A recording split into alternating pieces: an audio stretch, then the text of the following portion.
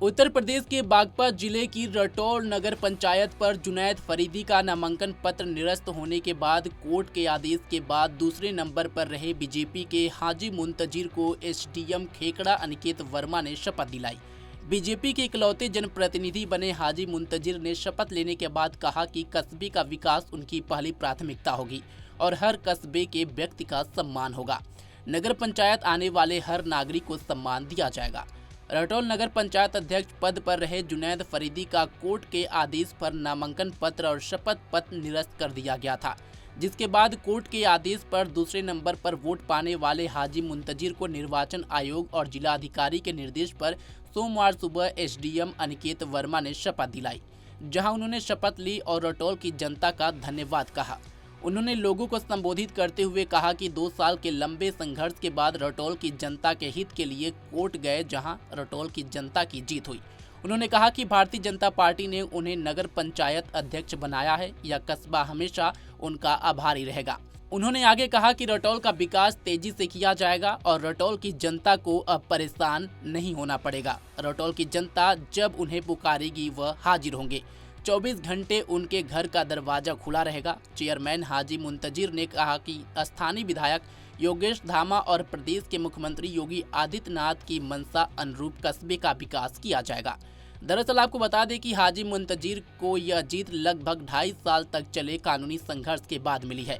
वर्ष 2023 में हुए नगर पंचायत चुनाव में जुनैद फरीदी को अध्यक्ष पद पर निर्वाचित घोषित किया गया था।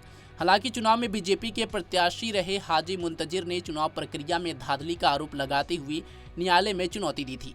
करीब 2.5 साल तक चले इस मुकदमे के बाद कोर्ट ने हाजी मुंतजिर के पक्ष में फैसला सुनाया और जुनैद फरीदी का नामांकन रद्द कर दिया। न्यायालय के फैसले के बाद रटौर नगर पंचायत कार्यालय में शपथ ग्रहण कार्यक्रम आयोजित किया गया। इस दौरान हाजी मुंतजिर अपने समर्थकों के साथ जुलूस निकालते हुए कार्यालय पहुंचे। समर्थकों ने पूरे रास्ते फूल मालाओं से उनका स्वागत किया।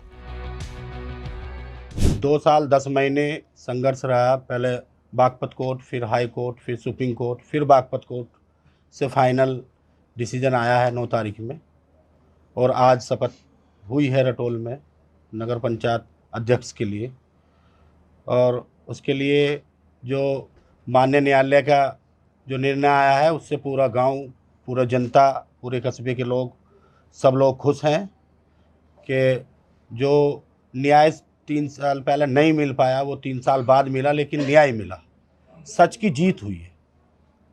संघर्ष करा आपने तो लंबे, कितनी वोटों से आपके साथ यहाँ जो वोट पड़ी थी, क्या उसमें परेशानी आई? हम तकरीबन 800 वोटों से जीत रहे थे, जो कि जो कोर्ट का ऑर्डर है उसमें सब कुछ है। 800 वोटों से तकरीबन हम जीत रहे थे और हमें 500 वोटों से हरा दिया गया था, इसलिए हम कोर्ट पहुंचे थे। हालांकि गिनती की ज़रूरत नहीं पड़ी, नॉमिनेशन ही उनका निरस्त हो गया। तो नॉमिनेशन निरस्त होने पे उनकी सदस्यता भी निरस्त हो गई है और कोर्ट ने नंबर 2 रहे प्रत्याशी हाजी मुंतजिर को चेयरमैन घोषित कर दिया था। आधार क्या था?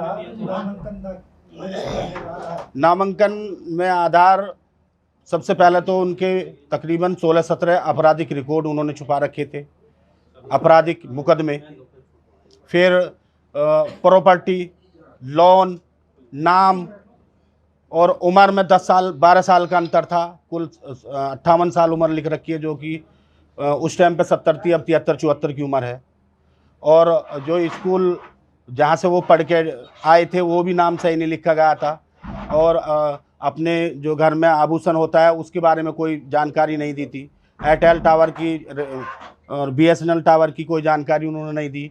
रटौर में मकान कितने का है, क्या है, उसकी नहीं दिया।